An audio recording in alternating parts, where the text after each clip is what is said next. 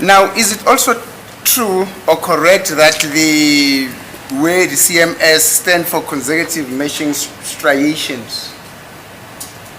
CMS stands for consecutive matching striations. Manje uCMS lona kuyiqiniso ukuthi umele can you please repeat that? Consecutive matching striations. Umele consecutive matching striations. That's correct. It's consecutive matching striations, yes, ma'am. Yes. Right yebo kunjalo. So you familiar with this concept? Bathi ukuthi hayi yazi lento esikhuluma ngayo. That's correct, madam. Thank you. Yebo kunjalo. Now, these are some of the concepts which you got when you attended that Bruce Moran and George Murdoch lecture in 2002, not so? Bathi okunye nakufunda Amongst others. ukuthi kokunye ke yiko lokho nanikufunda kufundiswa uBruce Moran noJohn Murdoch. Amongst others, yes, madam. Athi yebo kokunye. Thank you. Now, you tested, you fired some test bullets, and on those that you fired as test bullet, you went on to work to compare bullet number 5 and 9 with the same bullet, not so? Athi ke udubule inhlamvu eningana wase uthatha ke number 5 no number 9 wawusala nale enye inhlamvu. My lord, I compared all the bullets that I fired with the exhibit bullet. Athi hayi ngizamile uqhathanisa zonke inhlamvu engasidubula nale ntambi yombukisa ngayithona. So you're saying you compared all the, how many tests did you fire again, test bullets? 8 test bullets. Athi Thank you. hayi ngidubule inhlamvu ezishiyagalombili engangizama ukutesta ngazo. And you compared those 8 test bullets with the sin bullet. That's correct. Athi uhlole zonke lezi inhlamvu usiqhathanisa nale yatholakala endaweni yesigameko kwathi yebo.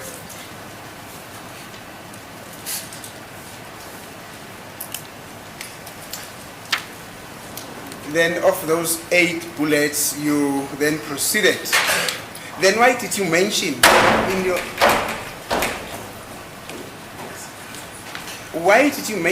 affidavit that you only worked on bullet number 5 and 9 and not mention all of them? Manje ke yini indaba ke uthe wena usebenzise ngenhlamvu number 5 no number 9 kuphela uwazihlola zonke. My lord, in my affidavit, there's no way I've mentioned only bullet number 5 and bullet number 9. I've compared all bullets with the exhibit bullet. The only thing that I did when preparing a court chart, I used bullet number 5 and bullet number 9. Okay. Hayi ngizange ngisho lutho ngokuthi ngihlole sensor bullet number 7, bullet number 5 no number 9 kuphela ku-affidavit. Ngizihlole zonke inhlamvu kodwa ke uma sengizokwenza umbiko ngisenzise bullet number 5 and number 9. Why did you specifically prefer bullet number 5 and number 9? Yini kokwenza ukuthi ukhethe number 5 no number 9? Well, those are the bullets that I could see a better marking that can be produced on my court chart. That's why I use those two. Ilezi inhlamvu ke engibone kuzona kunezimpawu ezibonakalayo engakwazi ukuthi ngizifake kwi-chart yami engayiletha la enkantolo. So are you then telling this court that the other bullets which you fired that you also examined could not give you better marking, although they were fired from the same firearm? Manje ngizamchaza ukuthi ke nanoma ke sithuthule isibhamu esisodwa lezi ezinye inhlamvu esingenazo izimpawu ezibonakala kahle. Well, there were markings on all the bullets, but I prefer to use bullet number 5 and bullet number 9 because of their markings. Zonke inhlamvu sasinazo izimpawu kodwa ke mina ngakhetha ukuthi ngizosebenzisa number 5 no number 9 izona engaziqoqa. Did you at any stage say, try to compare or compared the bullet amongst themselves? Did you compare bullet number 5 to bullet number 3? Test bullet number 5 to test bullet number 3? Did manje you do that? okwenzayo yena ukuthi uhlole inhlamvu leyo number 3 uyihlole uyiqhathanisa no number 5. My lord, I compared all the bullets with the exhibit. Comparing the test will not help with anything because I know those are the known match. Those are the tests that I have fired in the firearm.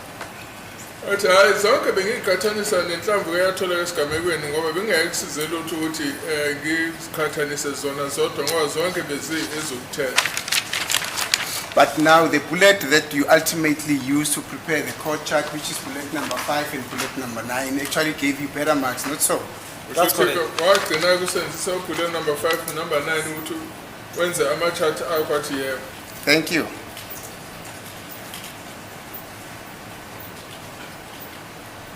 Now you request Lieutenant Colonel Surero to override your work, not so? Manje-ke aseke ucela uKolonel Silero ukuthi naye abukeze umsebenzi wakho. It was only for the mic work verification, it's confirmation of my work, if he agrees with me on my findings. Ngangifuna ukuqinisekisa umsebenzi engangiwenzile ukuthi ngithole ukuthi yena uyavumelana yini naloko nomphumela engawuthola lapha. I'm sorry, maybe I used a wrong term, override. I actually should have used term to confirm. Confirmation, I'm sorry about that. But nonetheless, you understood what I was saying. And then in the confirmation of your test, Lieutenant Colonel Surero then uses bullet number 4 and bullet number 8, not so? Manje emsebenzini wakhe-ke uSilero yena wasebenzisa unumber 4 no-number 8 akunjani? My lord, I gave him all the tests and he used all the tests. And the marks that he could find, or maybe that he could maybe identify it properly, it was bullet number 8 and bullet number 4 and bullet number 8. Hayi ngamnika zonke inhlamvu ukuthi azihlole kodwa-ke na wakhetha ukuthi uzosebenzisa unumber 4 no-number 8. That is exactly what I'm saying. In his affidavit, he says, in his section 212 affidavit, he says,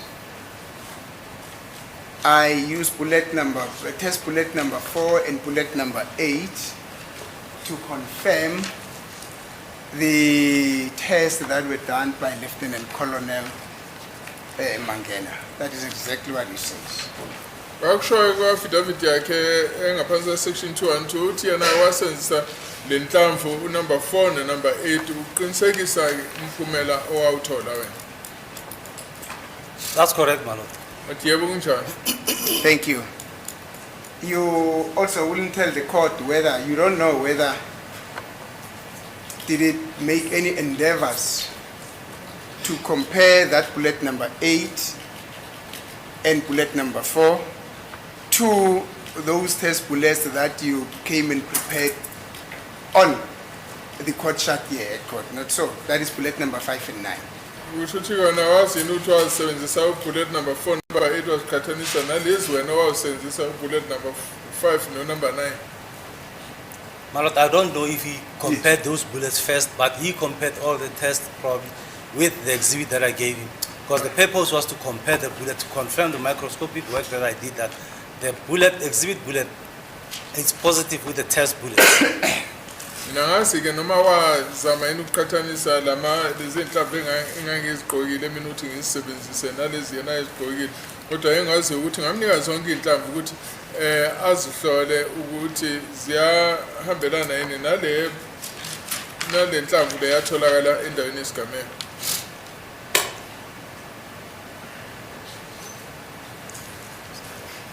Now, would you agree with me that you said you fired the FMJs and you also fired the FMS bullets because the FMJ did not give you it did not. I'm sorry. Just a second, man. I think I did not switch my phone off.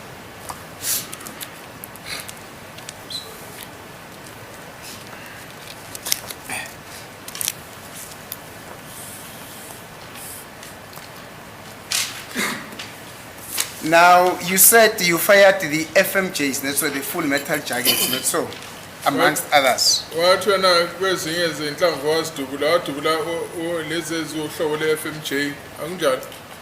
That's correct, my lord. Yebo kunjalo. And do you know what type of a bullet was bullet number 8? Manje-ke inhlamvu-ke leyo number 8 uyazi yini ukuthi kwakuyiluphi uhlobo? Bullet number 8 was FMJ. Bullet number 8 lolu hlobo le-FMJ. And that is the bullet that Sirero worked on, not so. That's correct, my lord. Yile nhlamvu leyo sisenzela kuyona wathi yebo. Now, how do you explain this rationally? That you had to fire the CMJs in order to get better markings, and yet Mr. Sirero uses the FMJ to compare your tests. I mean, to affirm your tests, to confirm your tests. Manje uchaza kanjani-ke lo ukuthi wena uthi wadubela ama-CMJ ukuthi uzothola iy'mpawu ezibonakala ngcono, and then uSirero yena wasebenzisa u-FMJ ukuthi athole wasebenzisa u-FMJ ukuthi athole indlela yokuthi aqinisekise umsebenzi wawenza. My lord, the first two FMJ bullets that I have compared with this were the tests which were fired by Warrant Officer Rudolphs. I could not get the match on this, but could see the similarities. That's why I've decided to shoot more tests using the correct ammunition. And within those correct ammunition, there's CMJs. I also used the two FMJs I compared. Not that the two FMJs that I fired didn't have marks, they had marks. Inhlamvu engaqala ngasebenzisa ilezi ezazi engaqala ngasihlola lezi esidutshulwe u-Warrant Officer Rudolphs. Emva kwalokho-ke ngase ngisebenzisa-ke ezinye iy'nhlamvu, ngidubule ezinye iy'nhlamvu ngoba ngangifuna ukuthi ngithole phela ukuthi kukhona yini iy'mpawu ezikwaziyo ukubonakala. Ezinye-ke zazo ey'mbili zayizilolu hlobo lwe-FMJ. No, that I understand, but can you also understand what I'm saying? Maybe let me put it in a different way. You say you had to fire this CMJ because they were made of a softer material. Therefore, the transfer of the marks into the test bullet was easier compared to the FMJ, not so? Manje uthi wena wadubula labo CMJ lezi nhlamvu ezohlobo lwe-CMJ ngoba uthi zona wawukwazi ukuthi iy'mpawu zibonakale kangcono kuzona ngoba-ke kusho ukuthi-ke iy'mpawu lezi eziphuma ezibhamini zidlulisekela kangcono kulolu hlobo lwe-CMJ akunjalo? My lord, not that there were no marks on those FMJs, or the marks will differ. Marks will not differ. It's just that when you shoot the test on this firearm, because of the condition of the firearm, as I said, it does not transfer those marks properly to all the exhibits. In some of the tests, you can see the marks that you cannot see on the others. Even on those FMJs, there were marks that are visible on the FMJs, but on those the CMJs, you could not see them clearly. So not necessarily that I couldn't see anything on the FM. I could see the marks also on the FMJs.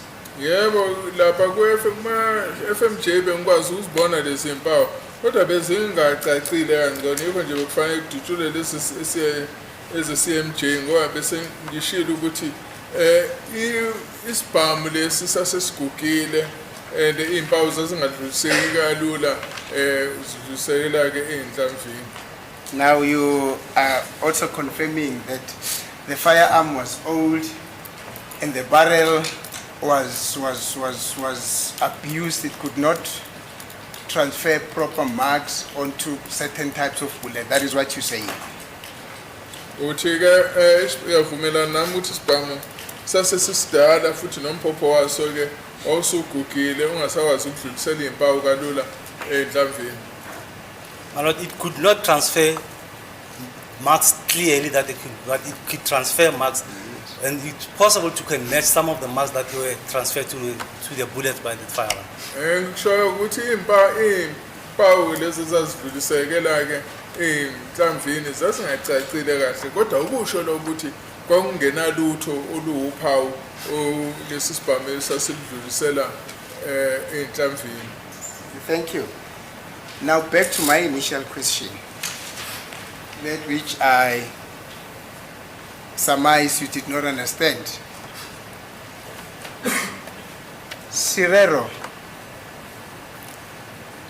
you're saying bullet number 8, which was used by Sirero to confirm your work, was a FMJ, not so?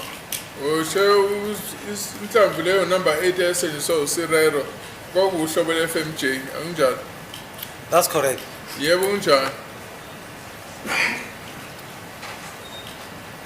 Yourself, the bullets that you used to prepare the court's shot, those two bullets, that is now bullet number 5 and 9, were CMJs, not so? So inhlamvu owasebenzisa ukuthi wenza amashot akwaletha la enkantolo inhlamvu number 5 neyo number 9 zombili lezi inhlamvu kwakwama-CMJ akunjalo?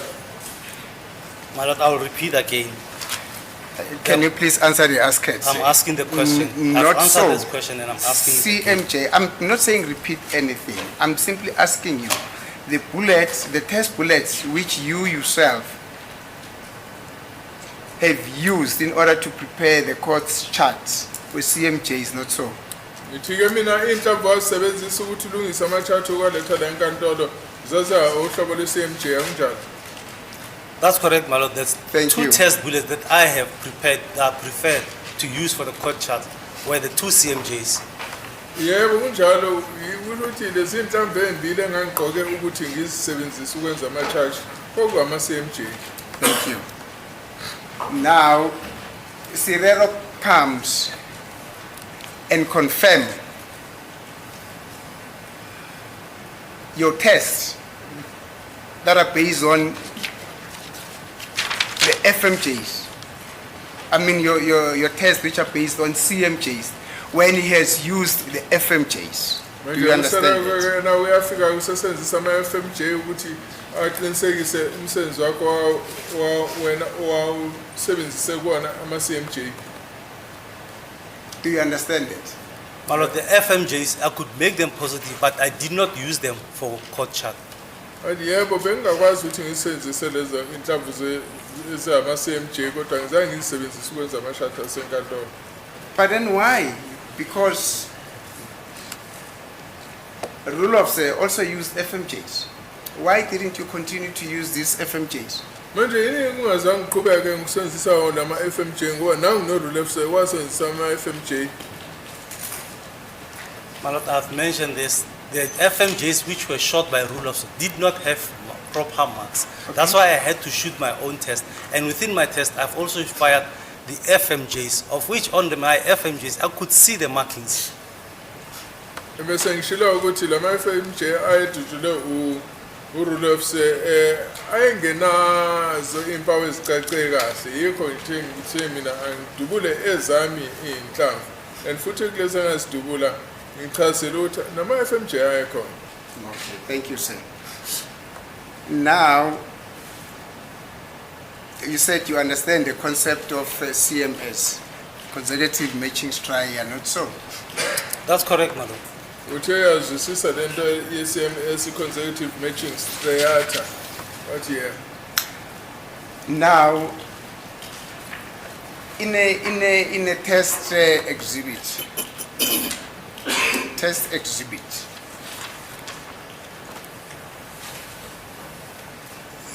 in what region of the test bullet will we find these striations?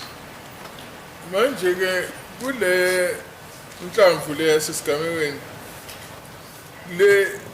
le migqa le ukhuluma ngayo uyitholakala. In what? Can you rephrase the question? In what region of the test bullet will we find, or would the expert normally find striations? Manje le migqa le kuthiwa ama-striation atholakala phi kule inhlamvu le esisigamekweni. On the grooves. Bathi ke la kukhona imisele khona. Thank you. You're also familiar with the concept of same relative area or position, not so? Can you please repeat that? You're also familiar with the concept of same relative position within the context of ballistic analysis, not so? Same relative position. Same relative position. I'm asking him if he is familiar with that concept as it Ngifuna is ukwazi used ukuthi within the context of ballistic kukhona ke analysis. lento ebizwa ngokuthi same relative position ukusho ukuthi ke indawo efanayo etholakala endaweni eyodwa. That's correct. Wathi yebo kunjani? Thank you. Now, in a practical application of this concept, maybe before I get there, is this also one of the concepts that you got when you attended the seminar or the training by Bruce Moran and John Maddock? Wathi okunye kwakufunda ngesikhathi ufundiswa uBruce Moran noJohn Maddock. That's correct. Wathi yebo kunjani? Thank you. Now, how would you define the concept of same relative position Manje as ke it lento- relates to ballistic analysis? manje ke ungekuhlaziyeni ke inhlamvu lena ke lento ekuthiwa same relative position yona ungayichaza kanjani? My lord, when you're speaking of the same relative position, I mean, on both items, it must be on the same position. Yes. If you are looking at 1 o'clock on your exhibit, it must be 1 o'clock on your test.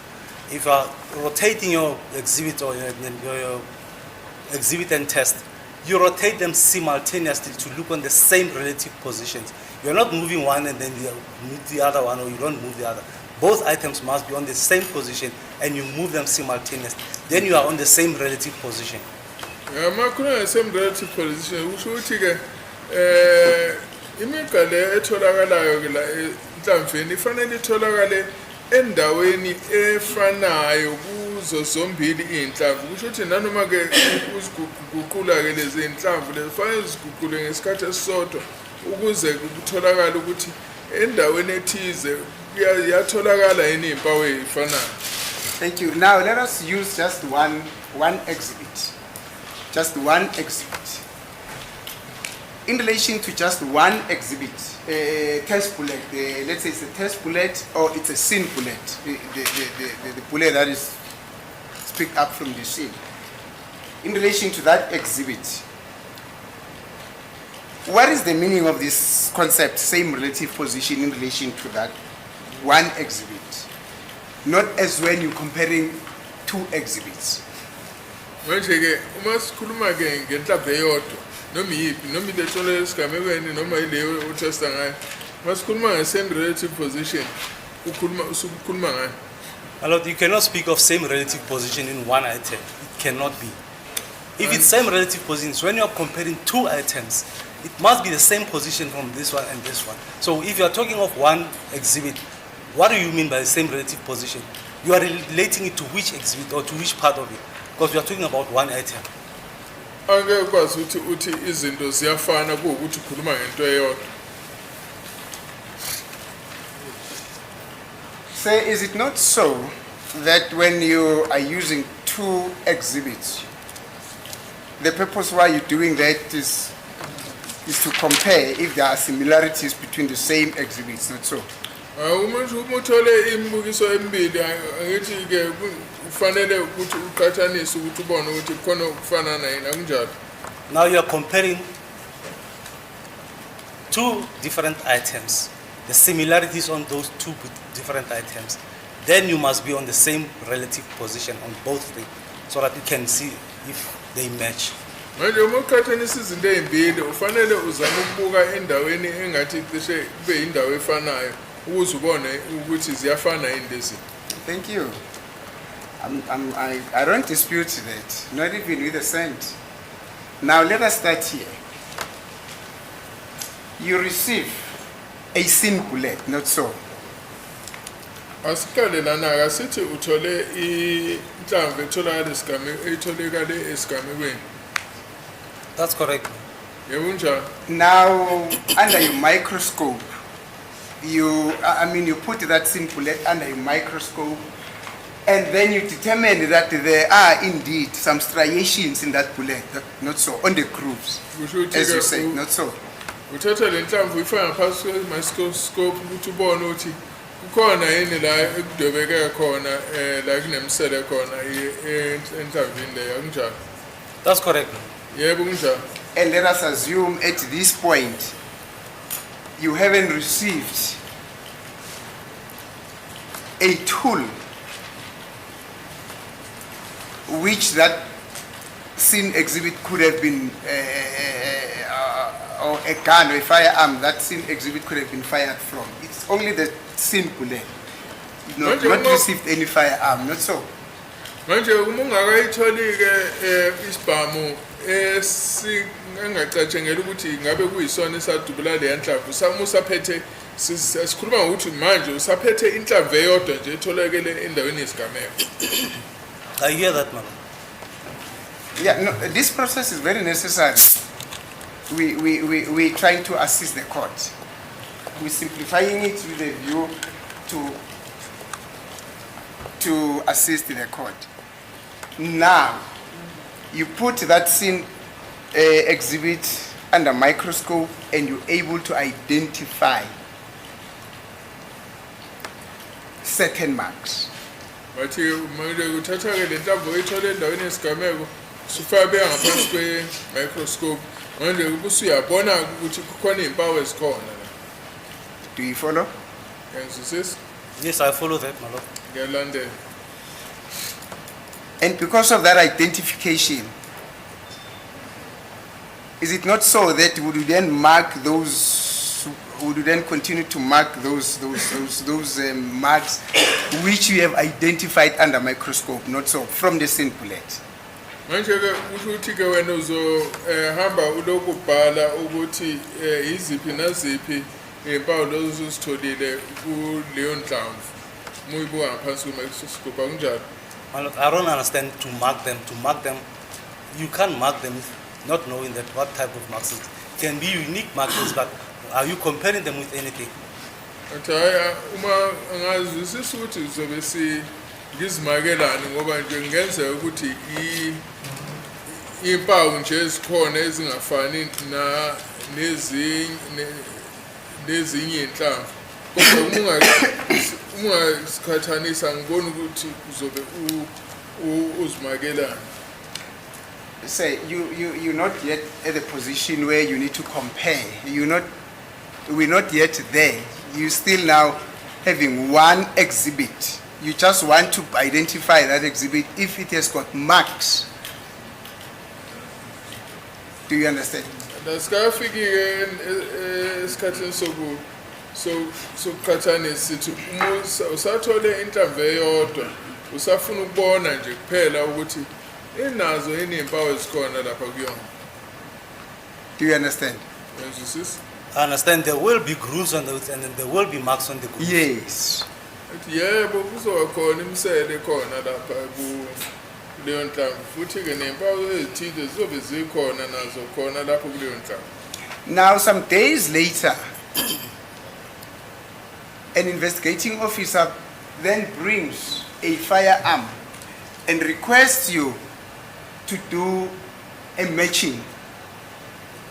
Manje emva kwalokho-ke sekufika-ke iphoyisa liphethe isibhamu bese-ke licela ukuthi awuzame-ke nje ukuqhathanisa naleso sibhamu. Now, is it not so that from that firearm then you will proceed to fire test bullets, not so? Kusho ukuthi-ke ngaleso sikhathi-ke ukusithatha lesi sibhamu kuhambe uyodubula-ke inhlamvu ozohlola ngaso akunjalo? That's correct, my lord. Yebo kunjalo. Then from those test bullets, you will then go and retrieve the scene bullet that you had worked on before and compare that scene bullet with the test bullets, not so. Now, Okay. this is comparison. Emva kwalokho akahambe uyothatha leya nhlamvu le ephuma esigamekweni bese uzoyiqhathanisa nalezi iy'nhlamvu ozidubulile akunjalo? That's correct, my lord. Yebo unjani? Thank you. Now back to my question.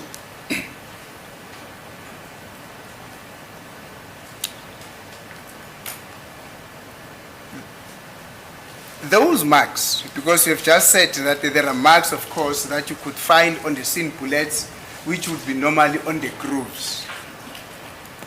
Now, that groove on which the marks are appearing, would that not be a same relative area? Ngithekele umseleke la uzothola khona imark. Or Ngasithi uyihlolile wathola ukuthi kukhona umsele la uthola kunemark khona. Uzobe ingekho yini endaweni ecishe ifane? If I compare the two bullets, then I identify the groove that matches. Yes. Then that groove will be my first groove. Then when I start looking at the markings, the individual markings on that one, I'll start matching them. Then I'll go to the next groove, of which will be the same relative position on both items, moving to the next groove.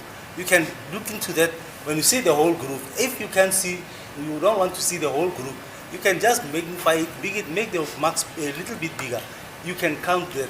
No, if you see the whole groove, you can count all your striations on those things. Ngitheke uma ngibheka inhlamvu, ngiyengibona ukuthi ukhona umsele engizothi uma ngiwubhekile ngibona ukuthi lo ngiyawubona kahle lo msele ukuthi unjani. Bese ngiyabheka ukuthi ukhona yini impawu ezitholakala kulewo msele.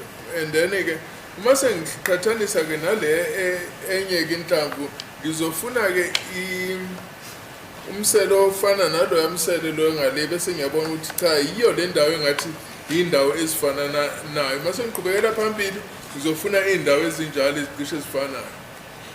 thank you, sir. Now, your understanding of the concept same relative area would mean you can find certain marks on a particular groove, and then you can go to, and then you twist the exhibit,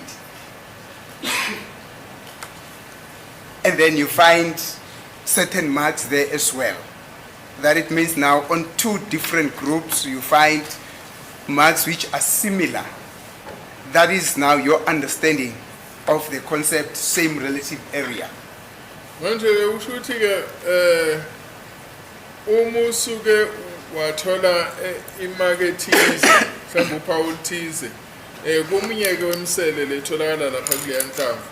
And That's then correct, usiguqula ke leyo nhlamvu uthole ukuthi ke uthola enye omunye umsele onolunye uphawu. Usho ukuthi enye ke indawo engathiwa i same relative position usho ukuthi indawo efana nayo le.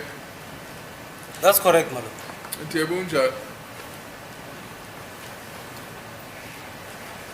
So you go to a third groove, you go to a fourth groove, you find certain markings there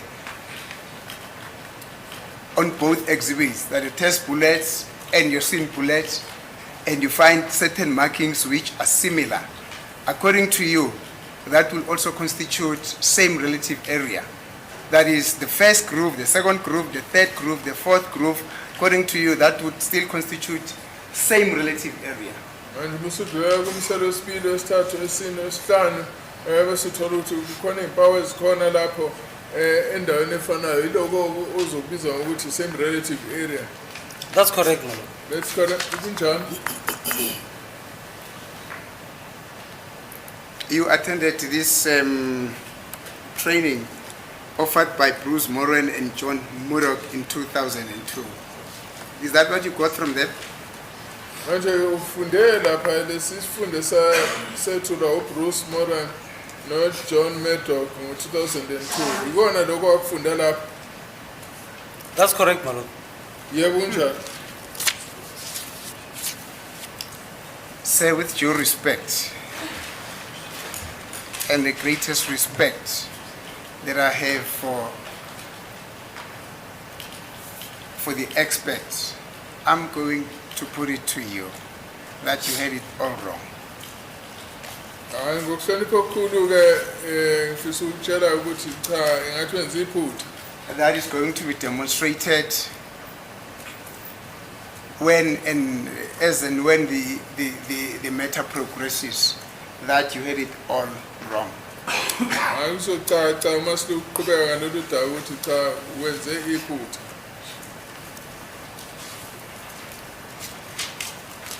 Thank you. Let's proceed. CMS, consecutive machine striations. Sorry to interrupt, Council.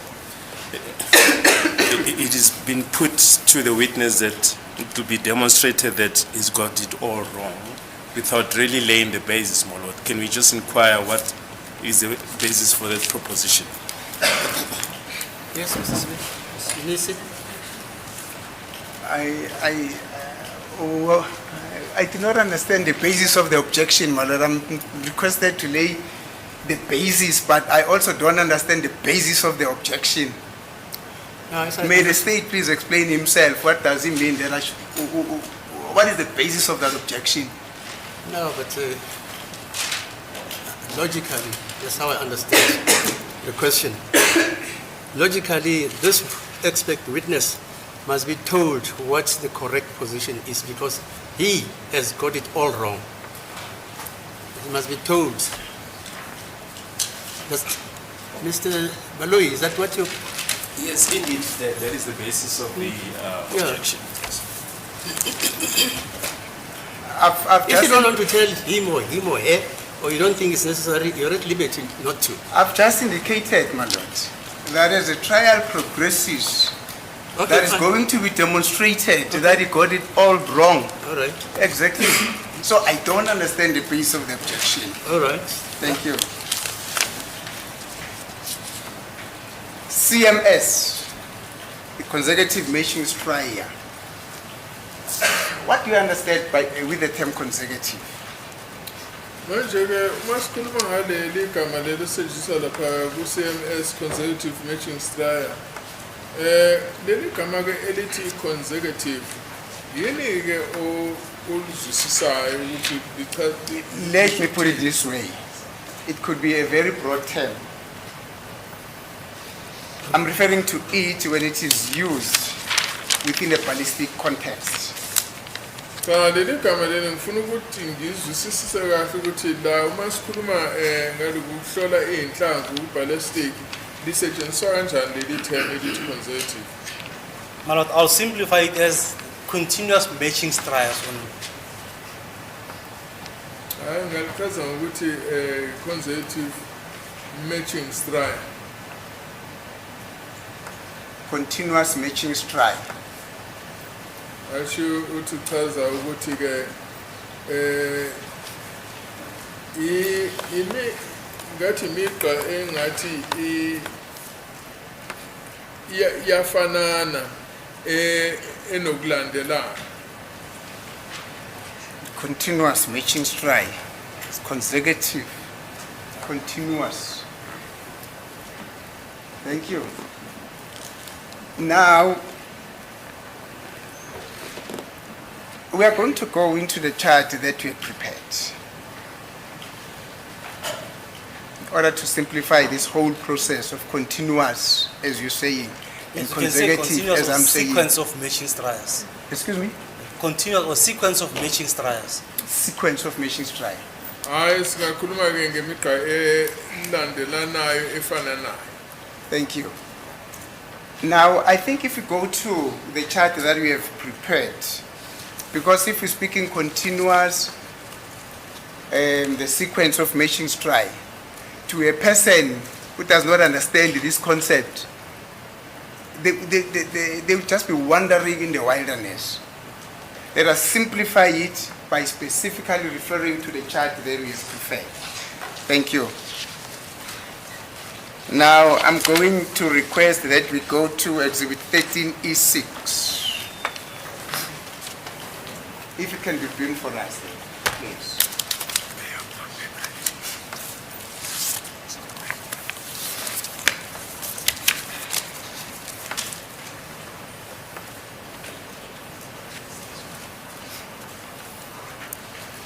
The reason why I prepared Exhibit 13E6 is because we have already marked them. Those are the ones that were made available to us yesterday morning.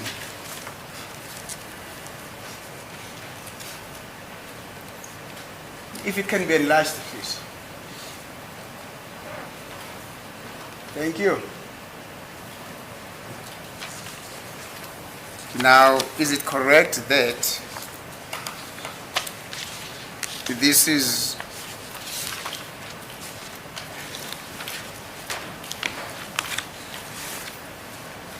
similar to Exhibit 13E1? That's correct. Thank you.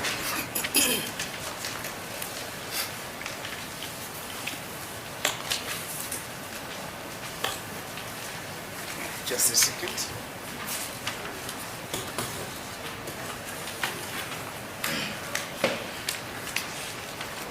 Oh yeah.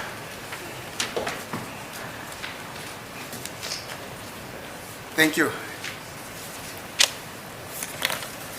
Now I'm not so sure whether as we do this exercise you're going to move from the witness box and just get nearer to the screen there, or what methodology we're going to use.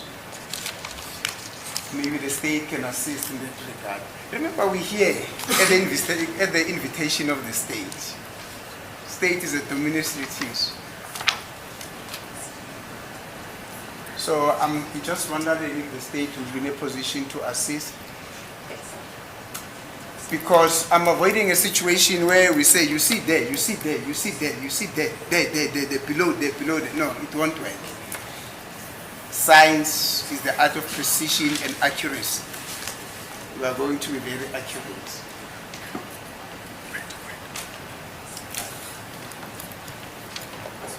I'm not so sure, my lord, whether this witness is going to get to the board today as he's trying to demonstrate the concept that I'm asking him about or what. Yeah, ask him. He will go there if he has to answer by going there. And then he'll come back into the witness stand and tell us what he just saw. Thank you, my lord. Now, we are on Exhibit 13E6. We're busy trying to analyze this concept of consecutiveness as it relates to ballistic expertise or processes. Now, there are errors there that are marked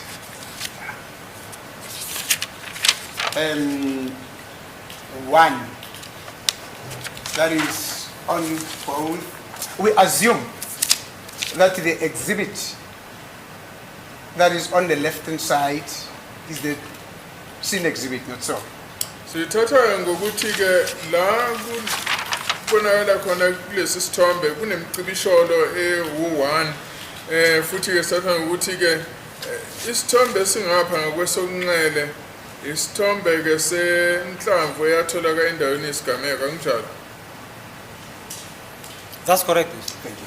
Yebo kunjalo. And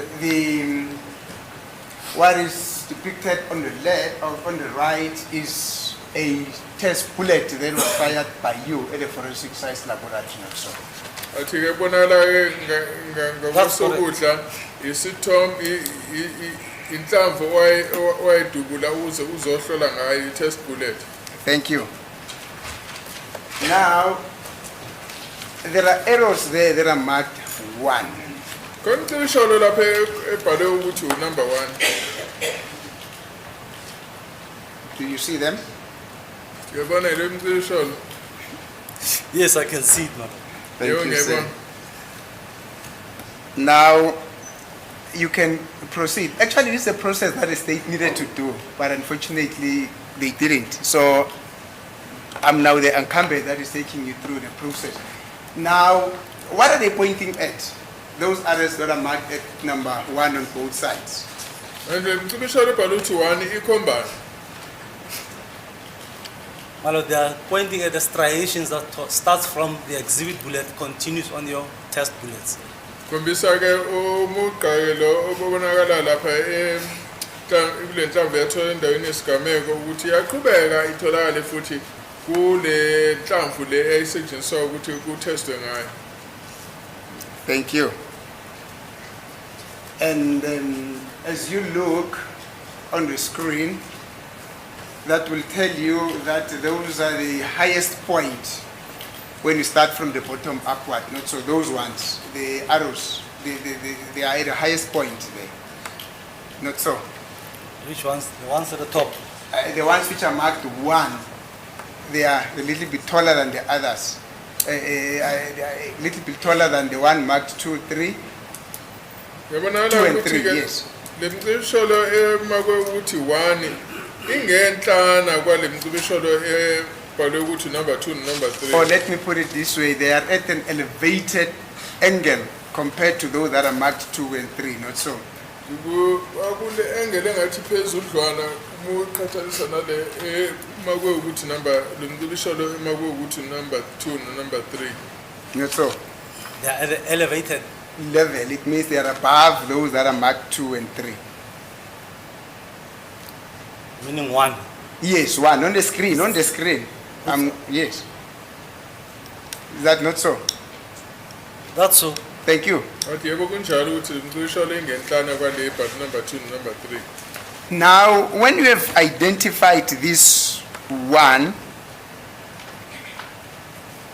we can assume that the line that is running from the scene bullet to the test bullet,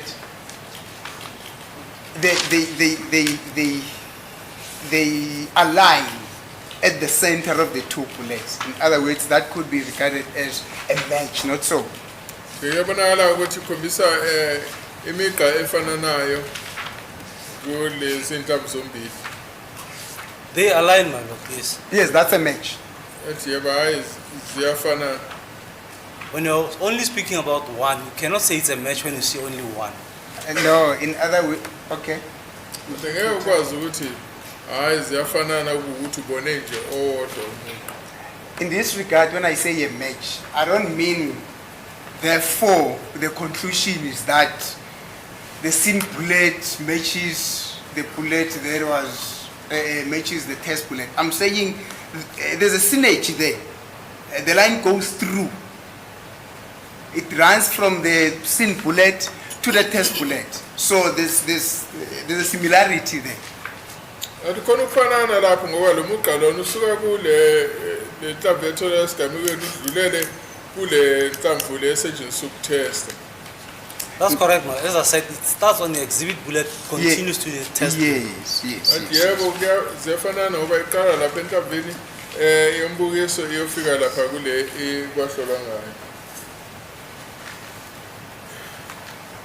Now, what type of a line is that?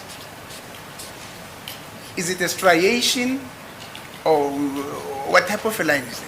Manje hlobo lunikele umugqa lo lapho uyiloko ubizwa ukuthi striation. Yes, my lord, this is striation line. Thank you. Yebo ilo line ubizwa ukuthi striation.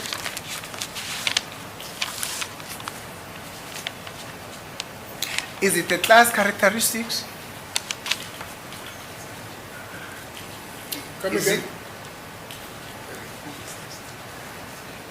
Is it a class characteristic? Is that a subclass characteristics, or is it an individual characteristics? Umbuzo ke lana uthi kukhona ke izigaba ezikhona ke lapha khona lo okubizwa ukuthi i-class characteristic no subclass characteristic. Manje ubuza ukuthi ke lo mugqa lona uyiluphi uhlobo? My lord, that cannot be a class characteristic. And it cannot be a subclass characteristic. Ka uthi ka ukwazi ukuba i-class characteristic noma i-subclass characteristic. Awukahle Lieutenant Colonel. I'm asking you, is that is it a class or is it an individual? Then you answer by saying, no, that can't be a sub. That can't be a class. But the question is very simple. What is it? It is not a class characteristic, Malone. And it's not a subclass characteristic. Then what it is? Othi akuyona i-class characteristic, akuyona i-subclass characteristic. Manje kubuzo ukuthi uyini kuma kungekona lokho kokubili. Malone, it can be individual markings, but you cannot just use it as an individual markings. Othi angenzeka ukuthi uphawu nje oluzimele kodwa ngeke ukusebenzise kanjalo.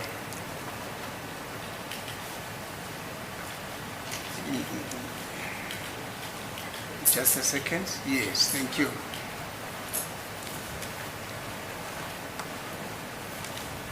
But in terms of the structure of comparison, is it also a counted line? Are we counting it? That's correct, yes. Thank you. Othi yabala yini kulokho kusebenzisela athi yebo. Thank you. Now let's go to 2. To the arrows that are marked 2 on both Asiyeke sides. mcibisholo ke ebhalwe ukuthi number 2. Do you see them? Yes, I see them. Othi yabona yebo ngiyabona. Thank you. Now, we can also assume that like those like that line, that striation that goes that is marked number 1. We can number 1 on both sides. We can also assume that this is the same scenario. That is the line that is from the scene exhibit marked 2 goes through to the test bullet on your right hand side, which is marked 3. In other words, it goes through. There are similarities. I don't want to use the word match again.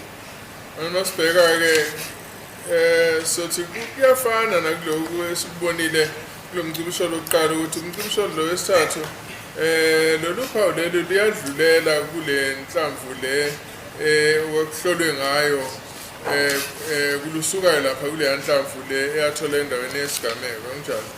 That's correct, Malone. Thank you. Yebo kunjalo. Maybe just before we proceed,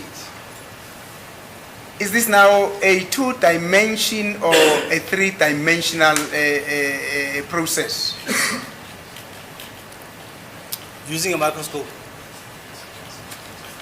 What we're seeing? I mean, using a microscope. Yes, It's a 3-dimension. 3-dimensional. Thank you. Masibheka lapha i-2 dimension noma i-3 dimension yini kusho ukuthi ke ibonakala uma sithi 2 dimension kusho ukuthi khombisa ukuya phezulu nokuya ohlangothini kanti ke uma sikhuluma ngo-3 dimension ikhuluma ngokuthi kuya phezulu ohlangothini nokuthi ijule. Thank you. Hi, Mr. Ngowe, that was excellent. Thank you. I mean, your understanding of what I've just said, or what a 3-dimension is, that was excellent. Thank you, sir. Now, that will be, according to you, that will be a second count, not so. Ngokusho kwakho kusho ukuthi kuzobe kubalwe uwesibili la akunjani? That's correct. Yebo kunjani. And according to you, that will be a consecutive count from 1. In other words, you've counted from arrow number 1, and then you're now in arrow number 2. That is 1, 2. It's a consecutive count according to you, not so. Futhi ke indlela kubalwa ngayo ke lapho kuzobe kubalwa ngendlela elandelanayo ngoba ngithi uqalwe kule yokuqala ku number 1 kwase kuyiwa kule yesibili. That's Not so. correct. Athi kunjani. Thank you. Now, let us look between point number 1, arrow number 1 and arrow number 2 on the exhibit on the exhibit bullet.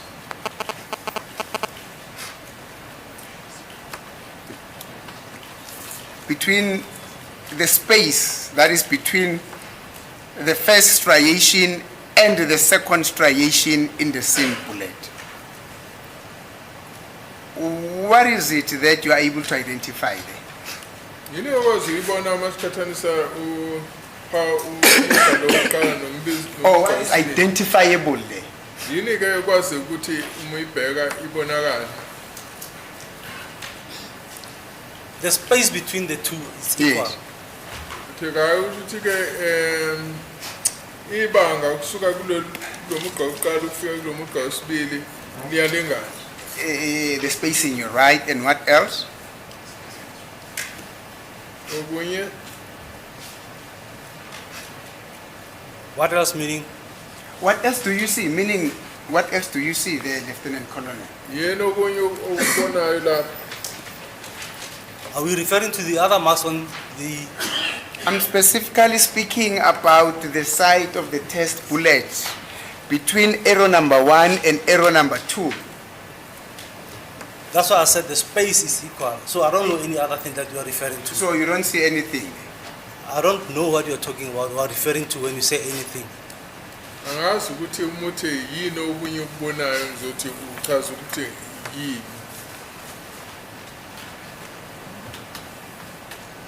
Are there no striations that you're able to pick up between arrow number 1 and arrow number 2 on the scene bullet? ayikho yini imigqa okwaziyo ukuyibona kusuka kulo mcibisholo wokuqala uyofika kulo mcibisholo wesibili ongaba uphawu lubonakalayo On exhibit bullet, yes, there are other striations that ends up there on the dividing line. yebo khona ke eminye imigqa ivele iyophelela nje kulo mugqa lo wehlukanisayo Where do you see them? Where do I see them? Remember, we're talking about a space that is between arrow number 1 and arrow number 2. We have not yet moved further. Now you are saying yes. There are other striations that go up to the point where the two bullets are meeting. Is that what you're saying? On the same space between 1 and 2. Yes. Yes, I can see them there. athi yebo ngiyabona ukuthi khona impawu ezikhona laphathi number 1 no number 2 Maybe just for practical purposes, could you, with the leave of court, of course, can you just go and point them out at the screen there? athi ngayini esikhombisa zona escreenini Yeah, I've got a ruler here. I've got a ruler. Can you please pass it over?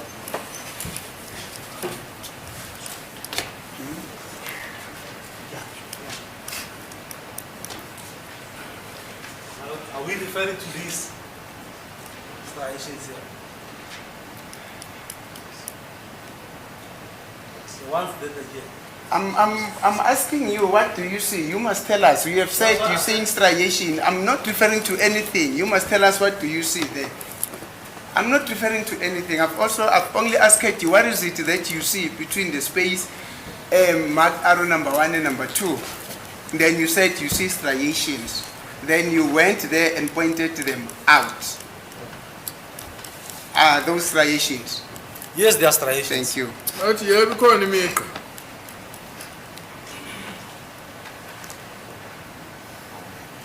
How many?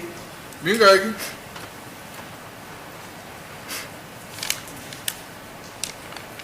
There are 4 striations then. khona imigqa emine Thank you.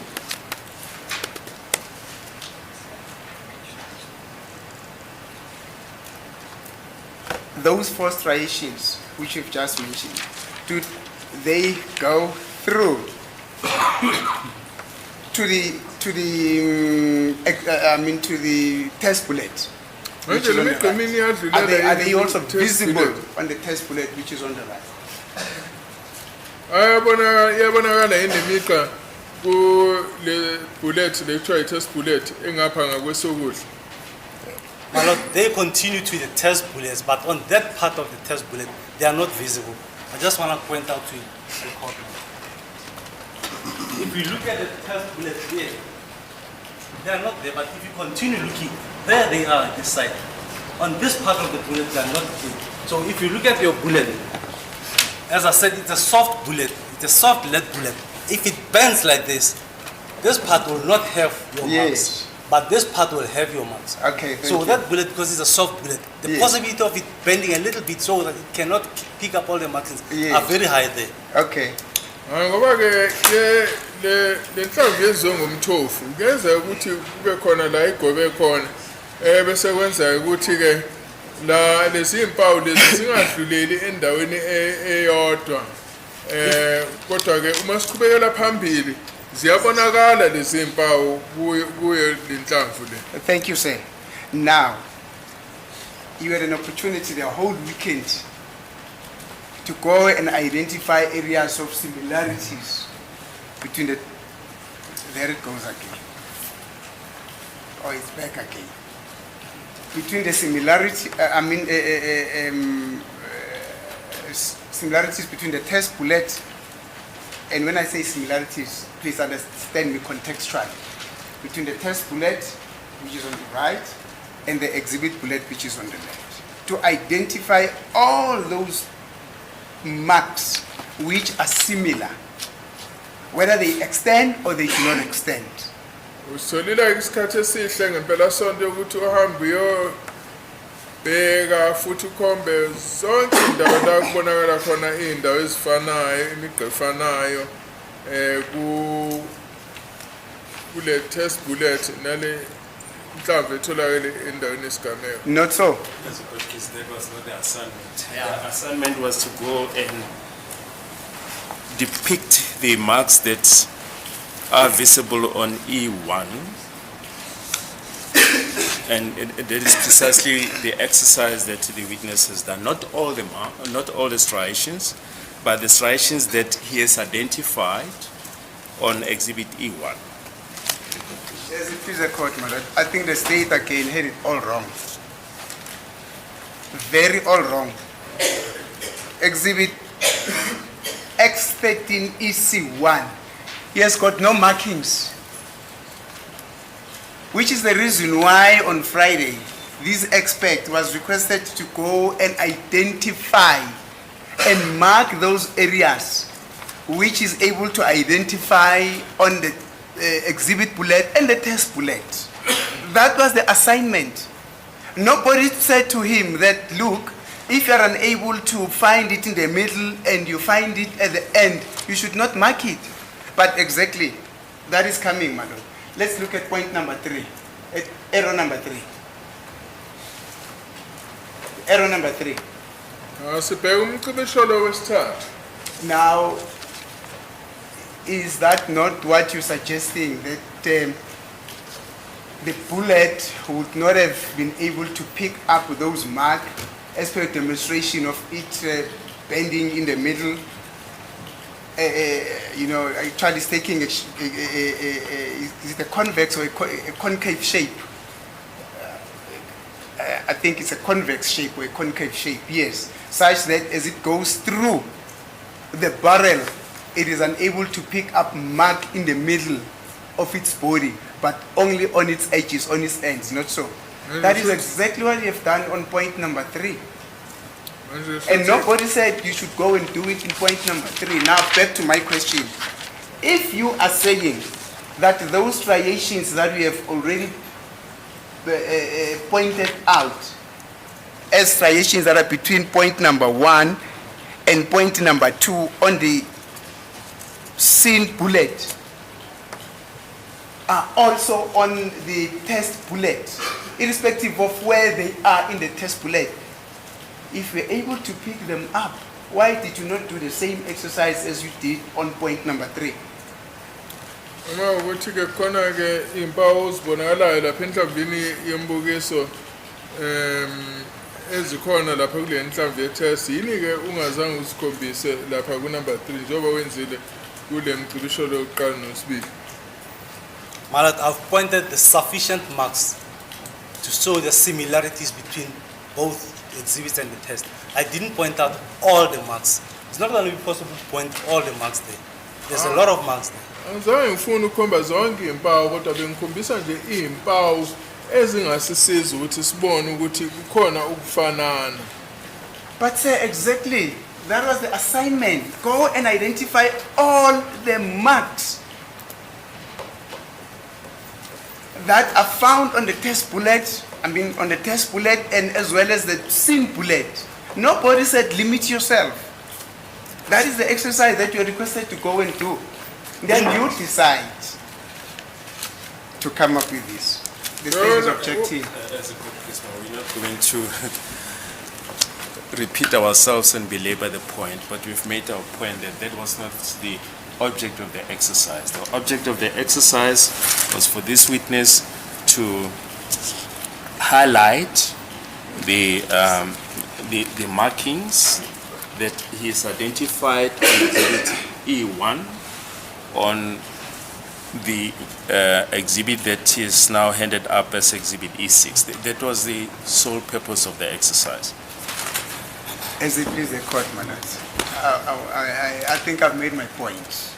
Sorry, just for, how did you understand the alleged assignment which you were given in connection with the charts? What were you supposed to do? I wasn't there when they agreed. They agreed amongst themselves that this is how you must do it. My Lord, I was requested to point out the marks that I have identified on the code chart. As I said, when I was testifying, they asked me how many marks did you see on your bullet. And I said, on the first chart, I remember I said 6 or 7 marks. And when I did the code chart, I've mentioned up to 6. If you can check all my markings, it's up to 6. I've never went more than 6. Yes, manje njengoba wena ubuhambile ngempela sonto wena ucanga ukuthi uthunye ukuthi uyowenzana cha mina bengithunye ukuthi ngiyokhomba impawu ezisebenzisekayo. No, and I'm aware of that trick, you say. Now you are simply aligning your answer to what the state has said and most probably to what the court is asking you. It's just an alignment, but nonetheless it's fine. I've made my point. Now, in terms of the counting, when there are stoppages in terms of synergy. Now, how do I put this one? Let us take a break, Madam. I'm requesting that you take a break. It's already time for a short break so that I prepare my answer to this one. My question to this one. Yeah, okay. Well, I don't want to confuse this witness, ma'am, with the answer, with the question that you will not be able to understand. Thank you, ma'am. Middag, skal vi oppreise for 2 år i mai.